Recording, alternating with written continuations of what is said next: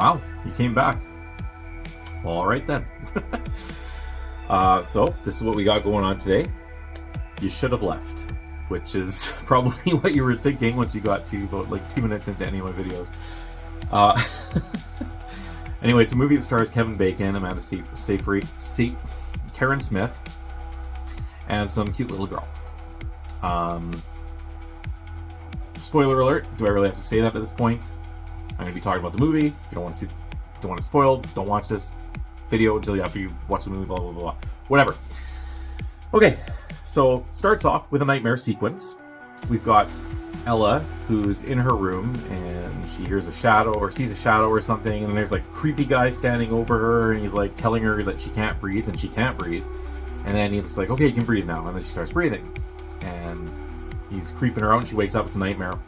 Exciting. Turns out that Kevin Bacon's character, Theo, is also having nightmares. So he has a nightmare along the lines of like, I don't remember what his first nightmare was, but it was something shitty. Anyway, so his wife, Susie, is, well, she's pretty much, I don't know how much younger she is than him, but I mean, like, look at the actors, the difference of age between the actors, right? So probably that old. Anyway, they're married, whatever. She's an actor, like in real life, and her character's an actor, obviously. So she's on set, and he goes to visit her on the set, and it's awkward because there's like a sex scene. So he hears his wife like making noises with another actor, which is like really awkward. And he's like working on his jealousy issues and whatnot. He's got like little listening tape things sorry, let me just move something here. He's got little tape things that he listens to for like self reaffirmation or something like that, like to see his own value or whatnot, and to like not be jealous of this stuff because it's a job. Like, she's an actor, she's gonna be in scenes like this eventually. So anyway, to make it up to him for being so awkward, they bang in a car, so that's great. What does this have to do with the story? Not much, but it's there, so I said it. Anyway, they end up talking, and they're like, she has a break between her shooting or whatever. She just finished up the US side of filming, and then she's going to be filming in London or something like that. So they're like, okay, let's get away. Let's go somewhere and, kill a couple of weeks before you got to film again. Take the girl and whatever. So they do. They end up getting like I don't know if it's an Airbnb or something in Wales, in like the Welsh countryside. Gorgeous, by the way. Very modern looking house. It's like black and like architecturally new looking. And they get inside, and it's huge. It's very bare on the inside. There aren't many like pictures or anything on the walls. And what's her name? Not Karen. Susie is like, yeah, other people's family pictures are depressing. I don't want to look at that shit. I agree. Well, not that they're depressing, but I don't want to look at that if I'm staying in an Airbnb, just some random people's faces. So I get it. I'm with you.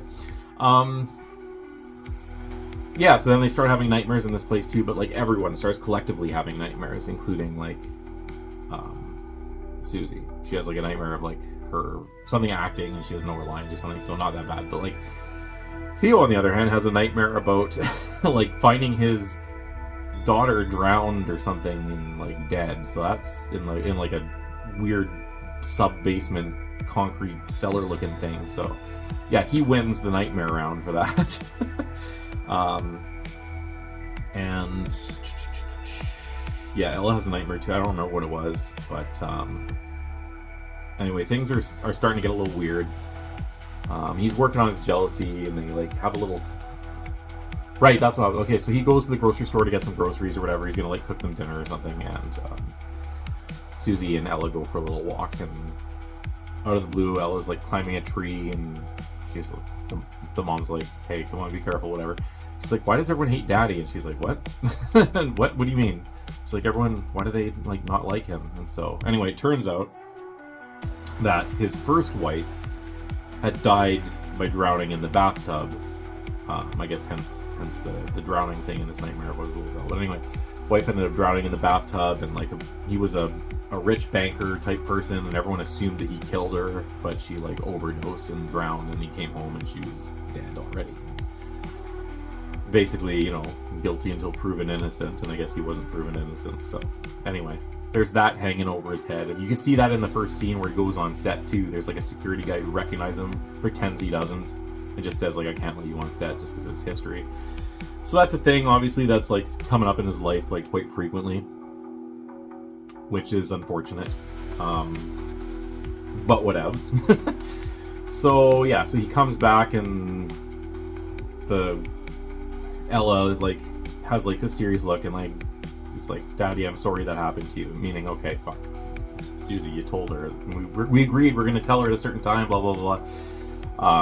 And they have a little fight over it. She's like, listen, like, she asked and she wouldn't drop it. I'm not gonna lie to her, and I'm not gonna withhold the truth, and it was the time, and you weren't here, and I had to tell her, whatever. And so he's a bit of an ass, and she calls him a bit of an ass, and they have dinner in silence, and all those good things, and him being the jealous kind. She goes to have a bath, and he decides to snoop her phone, finds nothing of like relevance that would make it look like she's, you know, not being faithful. Snoops her laptop, and like very awkwardly, like totally sus, he's like, do you have shampoo in there? She's like, yeah. He's like, oh, okay, so you are washing your hair then, like, do I have more time? And she's like, what do you I can't even hear you, like, what are you talking about? Never mind. So anyway, snoops through that, the tablet, there's nothing incriminating, so obviously he's like just paranoid. His self-help books are like telling him to like calm down and stuff, and just so he figures, okay, well, I'm being an idiot. Finishes her bath, and she comes out, and he's like, listen, I'm done now. And she's like, what? He's like, I'm done being an asshole. She's like, all right. So they go to bed. I guess they made up. Anyway, he wakes up and ends up going to write in his journal and listening to his self-help thing. He can't sleep or whatever. And he opens his journal, and in it, someone had scribbled on one of the pages, you should go get out now, or something like that. And he's like, what the hell? He didn't write that. So that's very weird.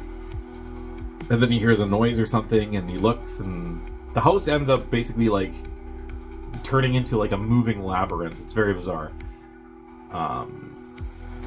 He like goes down a stairwell or something, and there's like the bookshelf, there's suddenly a door there, and he goes through the door, and he goes down the stairs, and there's like a swinging light and whatnot, and it's very surreal. And that's when he sees his drowned daughter. Sorry, okay, whatever. Anyway, doesn't matter, all that happens, it's a dream.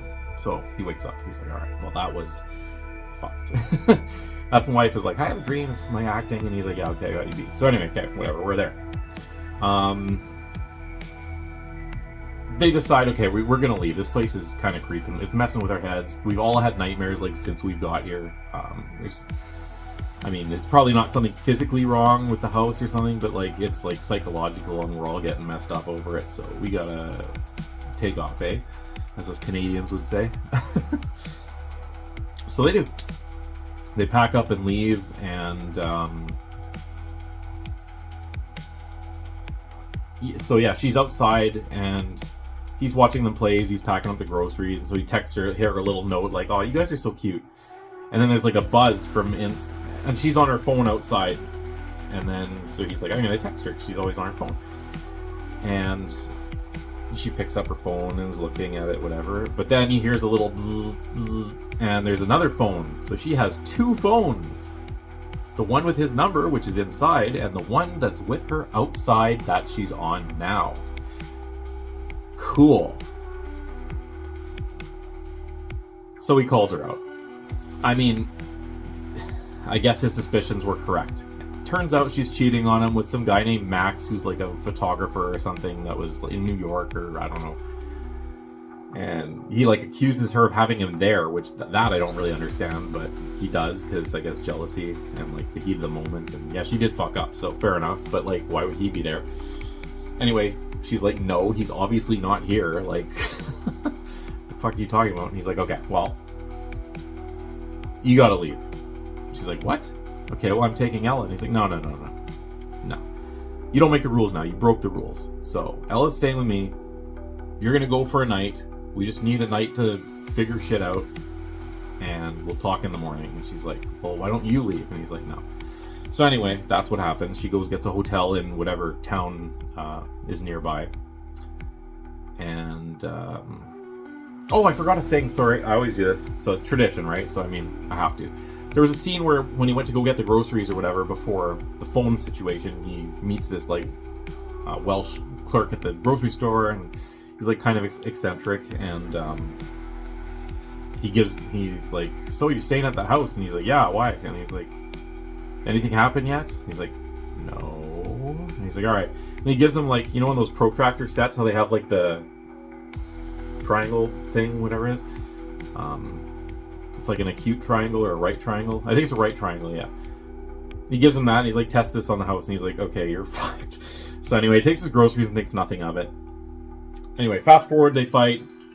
Susie takes off to go stay in a hotel. And Ella and Theo are in the house, and he's trying to make some weird sandwich with something that's left, and it's gross, and the kid won't eat it, and blah, blah, blah, blah, blah. And that's that. So anyway, that night, they get separated somehow. The house shifts. Turns out that that's like a real thing that's happening. It's not just like dreams. So they get separated. She's like in, I'm going to call it the dark world, because I don't know what else to call it. It's like dark and underground looking and like concrete, industrial, shitty looking. And he is trying to find her. You can hear her screaming through like the wall of the parallel dimension or the other room of the house or whatever this place is. It seems to bend time and reality around it. So like the very first night, for example, he went to turn off the lights and came back upstairs and his wife is asleep and he's like, come on. And then when he lies in bed, it pans to the clock and it went from like 10:30 to like 3:10 a.m. So what felt like, you know, maybe 10 minutes to him was like hours. So that's fun. So yeah, time and space are like being manipulated by this house somehow. And rooms are changing, and he leaves one room and it opens up to another room that entrance wouldn't go to, and then he turns around and it's like just an endless hallway where the room that he left used to be, and he's like, okay, what the fuck is going on? And he hears his daughter like screaming and stuff, and he's like trying to get through all these doors, and there's like creepy guy. I don't know what else to call him, but he's a creepy guy. And yeah, he ends up breaking down a door, and I guess that like was enough to like merge the realities again. He finds his daughter and like, okay, we're not separating at all. We're like staying together. And we're also leaving, which makes sense. So they go, he's like, okay, we're gonna walk to town. It's about 4 miles. We can do it. He'll carry her for a little bit, whatever they gotta do. Anyway, so they're going down this road, and it's like just a straight road. There are no bends or anything, and it's all, I think it's like all downhill, so it's pretty easy for the most part. Until they realized that it had somehow looped them back to the house. Oh yeah, and as they were leaving, the girl's like, there's someone in the house, and sure enough, there's a shadow in the window as they turn to look. Anyway, this road ended up looping back around to the house again, even though it was a straight road going all the way downhill. So that makes complete sense. So, yeah. He's like, okay, well, it's freezing out here because it's like noticeably too cold to stay outside. He's like, okay, Mom is going to be back in the morning. We have to stay another night. She's like, I don't want to. And he's like, yeah, but like, it's friggin' cold. We might not make it. She's like, all right. She bites finally. So she sleeps. She stays in the same room as the dad, which, you know, under the circumstances, that's completely understandable. And he tucks her in and whatnot, and falls asleep, wakes up to like, excuse me, I'm yawning, good time. Lack of sleep, not boringness. The movie was actually not bad, but anyway, we'll get to that. Wakes up to a camera flash and like a Polaroid noise. Oh yeah, and earlier in the movie they show like a single Polaroid above like the washing machine that him and Susie find. That's kind of like, what the hell's that? That's what I know. Anyway, Polaroid flash and the sound of the camera, and he looks, but there's no one in the room, and he hears some like movement in the bathroom, so he like gets up and goes to the bathroom, walks in, the door slams behind him. Shit, he's separated from Ella again. So he's in the dark world, she's in the dark world, but completely different separate areas, and he encounters the creepy guy, and there's a bunch of like labyrinthian shifting moving rooms and walls and stuff, and the guy's like, you know, you guys are stuck here. You're staying here forever, basically. And he's like, can you let her go? And he's like, I'm not keeping her here. You are. And he's like, what? And then it dawns on him that, like, basically, yeah, the creepy guy's face shifts and it's like another Kevin Bacon. So it's like, I don't know if it's like the devil or a demon, like, using that to manipulate him, or if it's literally just like his own shadow of his self, like manifesting into an entity or something. I don't know. Anyway, he comes to the conclusion that basically, like, I have to stay here. If I go with her or with Susie in the morning when she comes to pick her up, they're just gonna get stuck here too. He's not gonna do that. So I guess he gives in, and that's enough to, like, let them sleep properly. He ends up seeing, like, a bunch of visions of himself in the past. So it turns out that, like, the guy in the window, for example, was him looking out at him and his daughter leaving. And he's the one that wrote in his own book, like, a future version, like, as he was leaving to go to the store, he saw himself leaving and, like, wrote in the book, like, get out of here. Whatever. There you go. What a twist. Yeah, so basically the Susie comes and is like, "Okay, well, where's your stuff?" He's like, I'll send it later." And he puts the daughter in and, like, has, like, a heartfelt, like, silent goodbye, tells her he loves her, gives her a kiss on the forehead, and then goes to talk to Susie. And he's like, "Listen." She's like, so get your stuff and let's go. He's like, "No, I have to stay here," and blah blah blah. And she's like, "What? No, we can work it out. Like, let's talk. Let's figure it out." Like, obviously she cares about him. She fucked up, but that's no excuse, by the way. Don't really understand cheating. Just break up, like, if it gets to that point. But whatever. Anyway, I'm old-fashioned, so who knows. He's like, it's not even about that at this point. Like, he tells her he really does love her still and all that stuff, but he's staying. And I guess she doesn't get the full comprehension of, like, reality shifting stuff. She's kind of just like, okay, well, I fucked up and you're leaving me, and that's it. So she leaves, and that's it. That's it. He's stuck in the house. Roll the credits. We're done. So, as I was watching it, I was enjoying it. Looking back at it as a full movie, I mean, it was good enough, right? Not really any payoff at the end. Like, I mean, I guess where can you go with that, right? But, like, I don't know what. It just seemed a little bit weak. But, I mean, I like Kevin. I like Amanda. They're good. The little girl was actually pretty good. She played a somewhat believable child, so that was good. But, yeah. Would I recommend it? I mean, if you're done all your movies on your list that you want to see, throw it in, and, you know, you'll have fun while you're watching it.